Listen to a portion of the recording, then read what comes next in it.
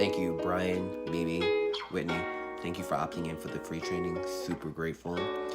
I'm just going to touch on portion control and making your chicken nice and moist. 2 big chicken breasts. I'm going to show you how to make something beautiful for you. First thing we want to do is preheat our oven to 350 degrees to 400 degrees. We're going to deal with a large chicken breast, and first thing we're going to do to that is just trim off any excess fat.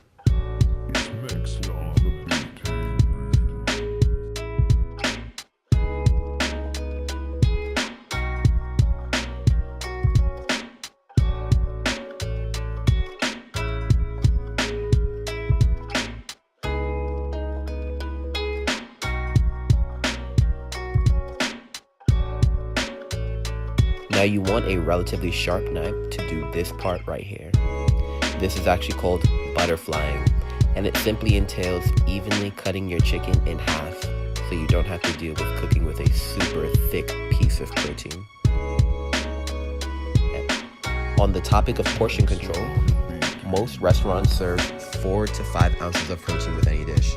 However, depending on your personal health aspirations, less animal protein decreases your chance for heart disease, cancer, obesity.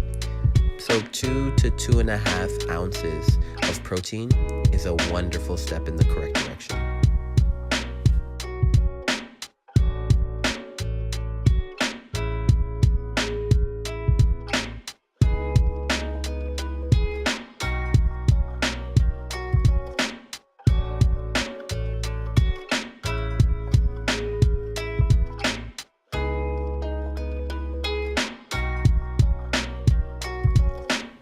Now let's deal with seasoning.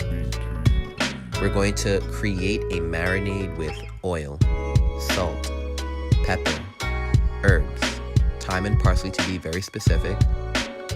But we also want to place 1/2 of a lime to neutralize the raw flavor of the meat, and garlic for additional flavor. And then we're going to let it sit for 10 to 15 minutes.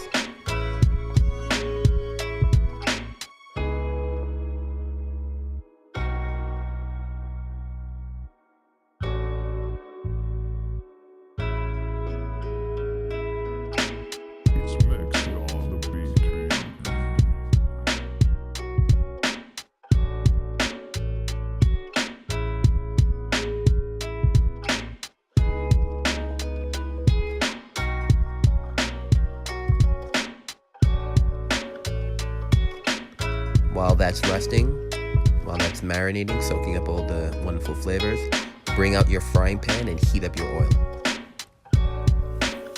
This method of cooking the whole chicken breast is called pan-searing. And to make sure this works every time, you want to make sure that your pan is hot enough, at least where there's a little smoke raising from your pan, and place your meat on the presentation side, face down on the pan. The goal is to give it a beautiful brown seared color and let the oven fully cook the rest of it without making it dry.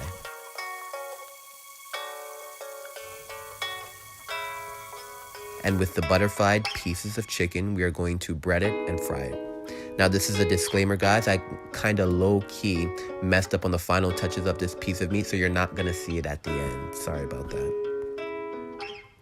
But to bread your chicken, you need 3 items: flour, eggs, breadcrumbs. The order is also very important to make sure that your breading actually stays on the chicken. Once again, heating up your shallow pan of oil. You want to heat it up. Or if you got it like that, deep fry it, which will make the entire process super easy.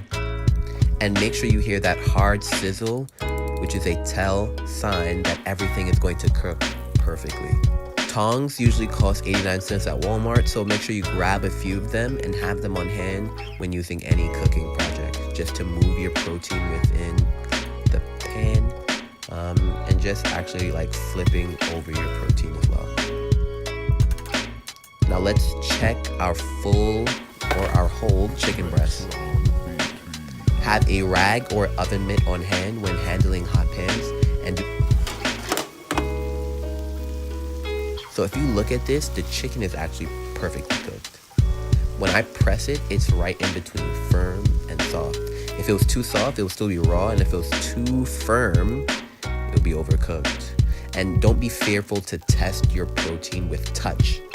It's actually one of the secrets that make a professional a professional.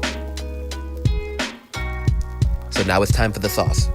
Add a few pieces of mushroom for this dish, and also garlic and butter. And baste your chicken with those beautiful flavors inside the pan. And to take it a step further, add coconut milk to thicken that flavored liquid in the pan and let it slightly boil till you get a beautiful brown sauce full of flavor.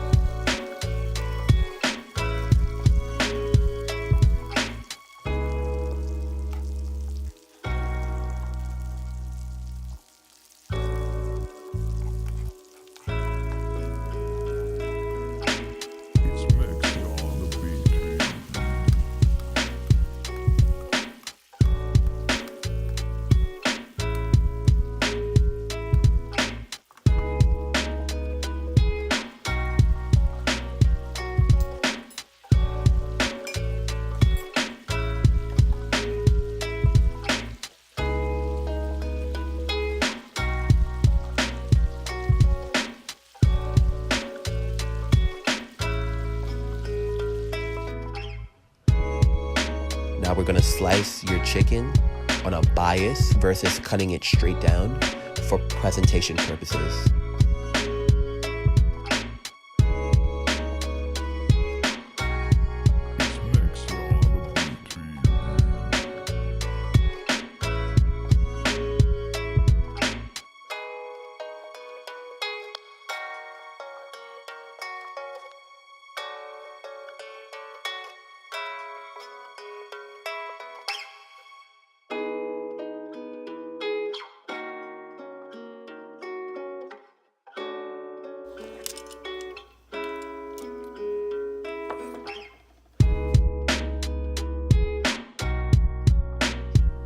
We want to plate the chicken and redistribute your sauce from the pan to the plate.